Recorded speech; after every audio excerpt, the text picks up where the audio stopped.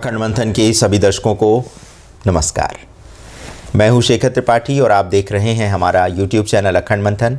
भविष्यमालिका web series के 8वें season में आप सभी दर्शकों का हार्दिक स्वागत है, अभिनंदन है। जैसा कि आप सभी ने भविष्यमालिका वेब सीरीज़ को अपार लोकप्रियता प्रदान की और इसे 4 करोड़ दर्शक अभी तक देख चुके हैं। तो जैसा कि हमने पिछले एपिसोड में ये प्रश्न उठाया है कि यदि भविष्यमालिका में लिखी बातें आगामी समय में सत्य सिद्ध नहीं होती हैं तो फिर इस ग्रंथ पर विश्वास करने वाले भक्तों और दर्शकों के समक्ष एक बहुत बड़ा प्रश्न चिन्ह लग जाएगा। किंतु जैसा कि पिछले एपिसोड में भी हमने आपको इससे पूर्व की कई ऐसी घटनाओं की जानकारी दी थी जिनका वर्णन भविष्यमालिका ग्रंथ में किया गया है और वे हाल के कुछ वर्षों में सत्य भी हुई हैं। तो आज के एपिसोड में हम उन्हीं घटनाओं का वर्णन एक बार पुनः करने जा रहे हैं जो अतीत में हो चुकी हैं और इसका वर्णन भविष्यमालिका ग्रंथ में पहले ही किया जा चुका है। जैसा कि भविष्यमालिका ग्रंथ में लिखा गया है कि एक ऐसा चक्रवाती तूफान आएगा, पुरी के मंदिर से टकराएगा जिसमें बड़े जनधन की हानि होगी। तो याद करें 3 मई 2019 का वह दिन जब पुरी शहर को सर्वाधिक हानि पहुंचाने वाला सुपर साइक्लोन आया था, जिसमें समुद्र की लहरें मंदिर से टकराई थीं और वहां स्थित कल्पवृक्ष को भारी नुकसान पहुंचा था। ग्रंथ में यह भी लिखा है कि समुद्री तूफान से कल्पवृक्ष अर्थात बरगद के पेड़ की टहनी टूट जाएगी, जो कि कलयुग के अंत का संकेत देगा। इसी भविष्यवाणी में ये भी कहा गया कि इसी घटना के पश्चात कल्कि भगवान घोड़े पर सवार होकर हाथ में तलवार लेकर प्रदूषित जनसंख्या का विनाश करना आरंभ कर देंगे। तो क्या कोरोना में हुए नरसंहार को इस घटना से जोड़कर देखना ठीक रहेगा? आप अपनी राय कमेंट बॉक्स में हमें अवश्य देना चाहिए आपको।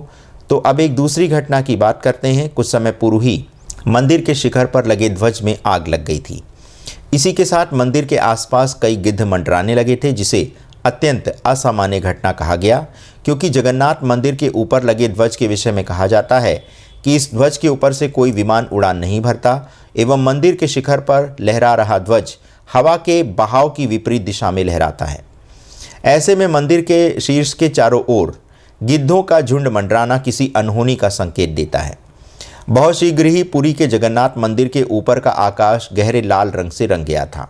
भविष्यमालिका में भी लिखा है कि मंदिर के आसपास के आकाश का लाल रंग में रंगना किसी बड़े रक्तपात का सूचक है। ग्रंथ में लिखा है कि आकाश के लाल रंग होते ही संसार के किन्हीं 2 देशों में भयंकर युद्ध छिड़ जाएगा जो अत्यंत लंबा खींचेगा। रूस यूक्रेन युद्ध आरंभ होने से पूर्व ही पुरी के मंदिर के आसपास का आकाश गहरा लाल हो गया था और इसी के पश्चात युद्ध आरंभ हो गया था, जो अभी भी किसी निर्णायक मोड़ पर नहीं पहुंचा है। इसी के साथ एक और घटना समाचारों की सुर्खियां बनी थी, जिसमें यह बताया गया था कि किसी असंतुष्ट भक्त ने क्रोधित होकर अर्धरात्रि के समय भगवान श्री जगन्नाथ के प्रसाद को पकाने वाले 100 मिट्टी के बर्तनों को तोड़ दिया था। ये घटना भी बताती है कि मंदिर प्रांगण को छोड़कर मां लक्ष्मी प्रस्थान कर चुकी हैं और इसके पश्चात भयंकर अकाल पड़ने का भी संकेत मिल रहा है। 30 अप्रैल 2022 को पुरी में जगन्नाथ मंदिर के सिंहद्वार गुमुता प्रवेश द्वार से एक महिला ने छलांग लगा दी। परिणाम स्वरूप मंदिर के द्वार के सामने रक्तपात हुआ। ये एक बहुत बुरा शगुन माना जा रहा है। मंदिर के सामने रक्त का गिरना भी किसी बड़ी अनहोनी का संकेत देता है। सरकार द्वारा मंदिर के चारों ओर पुरातत्व विभाग के नियमों का उल्लंघन करते हुए एक चारदीवारी बनाई जा रही है। ये निर्माण भी किसी घटना का संकेत दे रहा है, क्योंकि यहाँ सब कुछ रेत है और मंदिर एक रेत के टीले के ऊपर नाजुक रूप से बना हुआ है। एएसआई की टीम ने 1 मई 2022 को साइट का दौरा किया। ये घटनाएं भी श्री अच्युतानंद जी की भविष्यवाणी को पूरा कर रही हैं कि भगवान जगन्नाथ को बदनाम किया जाएगा। महाविनाश आरंभ होने से पूर्व यह अंतिम चरण की भविष्यवाणी है। ग्रंथ में यह भी लिखा है कि जगन्नाथ मंदिर के बाहर स्थित गरुड़ स्तंभ को भी हटा दिया जाएगा। तो सबसे बड़ा प्रश्न ये है कि क्या मंदिर के चारों ओर चारदीवारी का निर्माण कराते समय गरुड़ स्तंभ को कोई नुकसान पहुंचने वाला है, जिसके कारण इसे विवशता में हटाना पड़े? ये एक बड़ा प्रश्न है। भविष्यवाणी भी यही संकेत कर रही है कि कलयुग के अंतिम चरण में पुरी के मंदिर के सामने का गरुड़ स्तंभ खंडित हो जाएगा। यद्यपि मंदिर के आसपास हो रहे इस निर्माण को रोकने के लिए सुप्रीम कोर्ट में एक याचिका दायर की गई थी, जिसे कोर्ट ने सुनने से इनकार कर दिया। कहा जा रहा है कि राज्य सरकार के एक मंत्री का सपना है कि पुरी के जगन्नाथ मंदिर को वेटिकन सिटी के तौर पर विकसित किया जाए। इसी के साथ भविष्यमालिका में ये भी लिखा है कि मंदिर पर जब अंतिम आक्रमण किया जाएगा तभी वह संकेत मिलेगा जिसमें कल्कि भगवान के प्रकट होने की सूचना मिलेगी। तो क्या जिन घटनाओं का विवरण हमने आपके सामने रखा है वे उसी भविष्यवाणी के सत्य होने का संकेत कर रही हैं?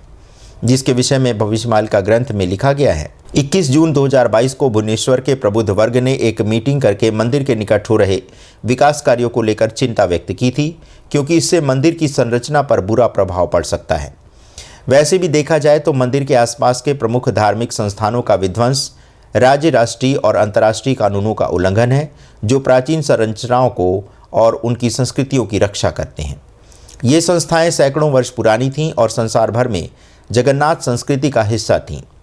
मंदिर के चारों ओर घरों और मार्गों का निर्माण भी इस कानून का उल्लंघन है कि मंदिर के आसपास के 100 मीटर के भीतर कुछ भी निर्माण नहीं किया जा सकता, जो एएसआई की निगरानी में है।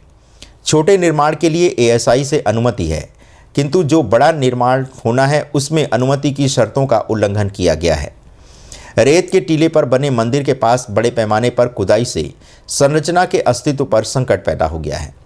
हो सकता है कि इसके दूरगामी परिणाम सामने आने में थोड़ा समय लगे, किंतु यदि पानी मंदिर की आधार संरचना में घुसता है तो इससे मंदिर की संरचना महासंकट में पड़ जाएगी, क्योंकि मंदिर का चबूतरा किसी बड़े पत्थर से बनाया गया है और ये अत्यंत नाजुक निर्माण है, जो कि गुरुत्वाकर्षण और संतुलन के बल पर टिका है। पहले भी ये देखा गया था कि कैसे मंदिर के ऊपर लगे झंडे की लंबाई भी कम कर दी गई थी, क्योंकि इसे खतरा माना जा रहा था।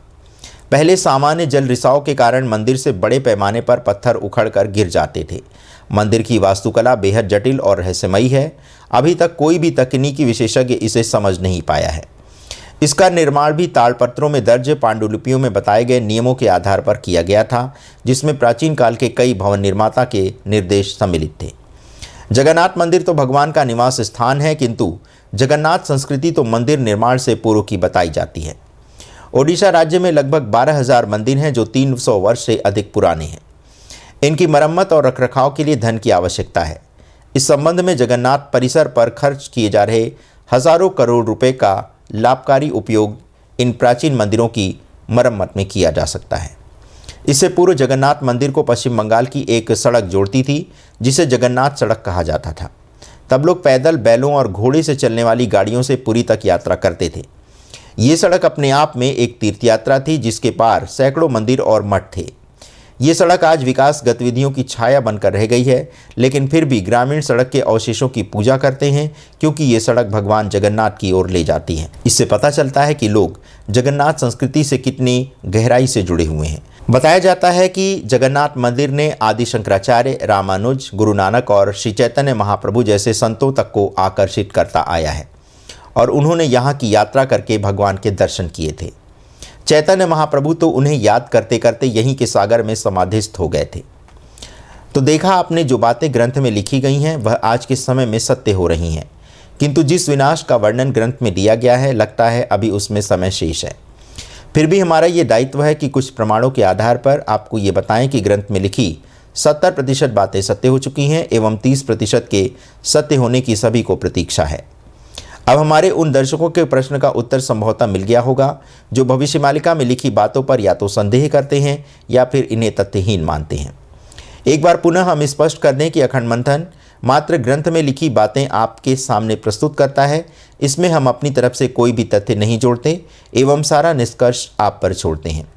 आप चाहें तो इसे सत्य माने और चाहें तो ना माने। कुछ दर्शक लिखते हैं कि हम अधिक व्यू पाने के लिए ऐसे कार्यक्रम दिखाते हैं, तो संभवतः आप विश्वास करें कि हम तो श्री भगवान के चरणों में स्थान पाने के लिए सांसों की माला पिरोए जा रहे हैं।